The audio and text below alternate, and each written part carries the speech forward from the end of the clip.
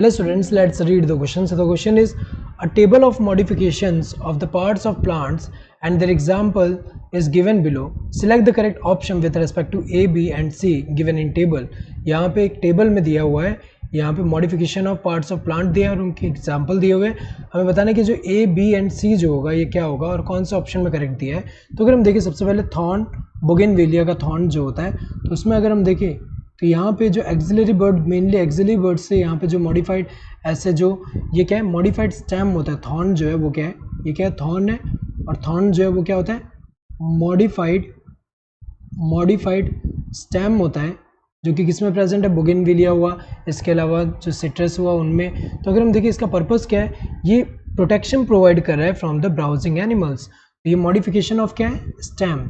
सो thorn क्या है, modification of stem है. Next, leaves into sharp pointed structure cactus में. तो कैक्टस में अगर हम देखें, कैक्टस जो है, कैक्टस में जो लीफ मॉडिफाई होकर ऐसे स्पाइन जो बन जा रहा है, ये लीफ मॉडिफाई होकर स्पार्प, ये जो शार्प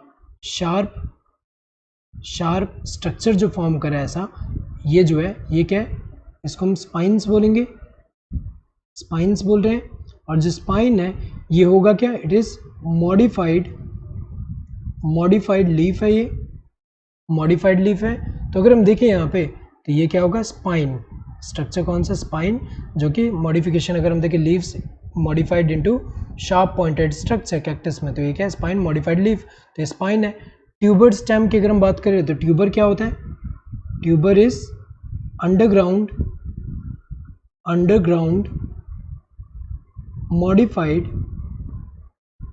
मॉडिफाइड स्टेम. ये अंडरग्राउंड मॉडिफाइड स्टेम है जिसमें होगा क्या, यहाँ पे अंडरग्राउंड जो स्टेम है ये ऐसे मॉडिफाई होके यहाँ पे अगर हम देखें किस पर्पस के लिए, स्टोरेज ऑफ